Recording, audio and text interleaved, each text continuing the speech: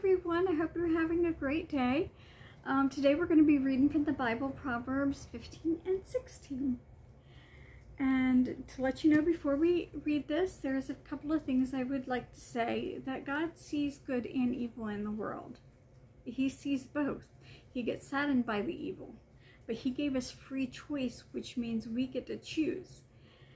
Now, the next thing is if we ask God for God's help, He will give it. He will be there with us. And in the end, He can change things around for good.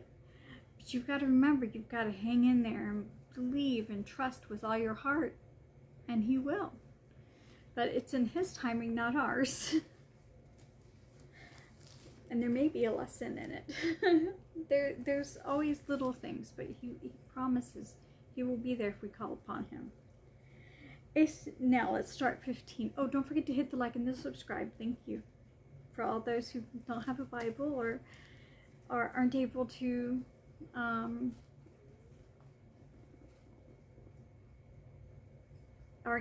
get one. Okay. That was what I was thinking. I just wasn't saying it. Let's try this. Number 15. A soft answer turns away wrath, but a harsh word stirs up anger. The tongue of the wise use knowledge rightly, but the mouth of fools pours forth foolishness. The eyes of the Lord are in every place, keeping watch on evil and the good. A wholesome tongue is a tree of life, but perverseness in it breaks the spirit. A fool despises his father's instruction, but he who receives correction is prudent. In the house of righteousness there is much treasure, but in revenue of the wicked is trouble. The lips of the wise disperse knowledge, but the heart of the fool does not do so. The sacrifice of the wicked is an abomination to the Lord, but the prayer of the upright is His delight. And the way of the wicked is an abomination to the Lord, but he who loves Him who follows righteousness. Harsh discipline is for him who forsakes the way, and he who hates correction will die. Hell and destruction are before the Lord, so much more than the hearts of the son and men. The scoffer who does not love one who corrects, nor will he go to the wise. A merry heart makes cheerful countenance, but by sorrow in the heart of the spirit is broken.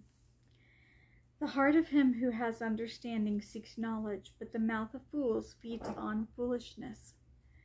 All the days of the afflicted are evil, but he who is merry heart has a continual feast. Better is little with fear of the Lord than great treasure with trouble. Better is dinner of herbs where love is than a fatted calf with hatred. A wrath man stirs up strife, but he who is slow to anger always contention. The way of the lazy man is like a hedge of thorns, but the way of the upright is a highway. A wise son makes a father glad, but a foolish man despises his mother. Folly is the joy to him who is destitute of discernment, but a man of understanding walks uprightly. Without counsel plans go awry, but in the multitude of counselors they are established. A man has joy by the answer of his mouth, and a word spoken in due season. How good it is! The way of the life wins upward for a wise, that he may turn away from the hell below. The Lord will destroy the house of the proud, but He will establish the boundary of the widow. The thoughts of the wicked man are an abomination to the Lord, but the words of the pure are pleasant. He who is greedy for gain troubles his own house, but he who hates bribes will live. The heart of the righteous studies how to answer, but the mouth of the wicked pours forth evil. The Lord is far from wicked, but He hears the prayer of the righteous.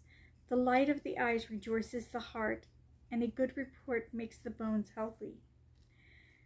The ear that hears the rebukes of life will abide among the wise. He who disdains instruction despises his own soul, but he who heeds rebuke gets understanding. The fear of the Lord is the instruction of the wisdom, and before honor is humility.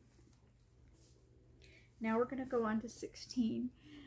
So in all of that, God really doesn't like evil, and they will die. And he's not saying they'll die in this life. What he's saying is they will die forever.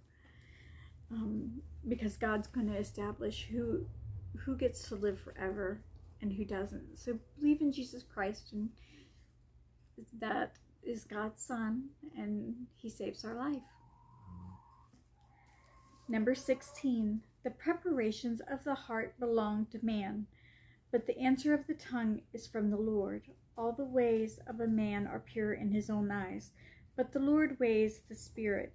Commit your works to the Lord, and your thoughts will be established. The Lord has made all for himself, yes, even the wicked for the day of doom. Everyone proud in heart is an abomination to the Lord. Though they join forces, none will go unpunished.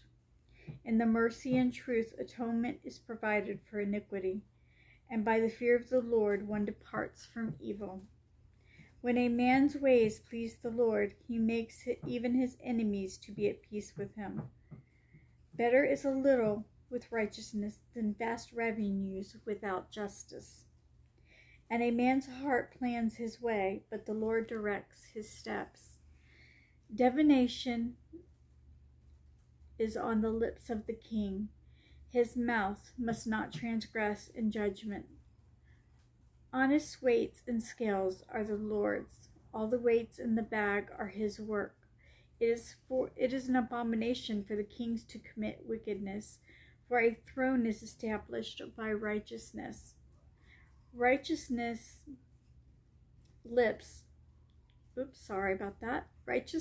are the delight of the kings, and they love him who speaks what is right.